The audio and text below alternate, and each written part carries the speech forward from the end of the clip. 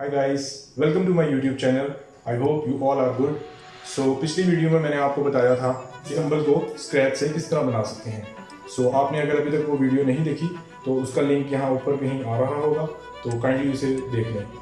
तो इस वीडियो में मैं आपको बताऊंगा कि आप इस डंबल को कस्टमाइज स्प्रे पेंट के साथ किस तरह कर सकते हैं, जिस तरह मैंने किया है। आपने अभी तक मेरा चैनल सब्सक्राइब नहीं किया तो काइंडली उसे सब्सक्राइब कर लें, क्योंकि मेरी अपकमिंग वीडियोस में मैं आपको बताऊंगा कि आप इस डंबल के साथ होम वर्कआउट किस तरह कर सकते हैं। तो चलिए अभी हम इस डंबल की कस्टमाइजेशन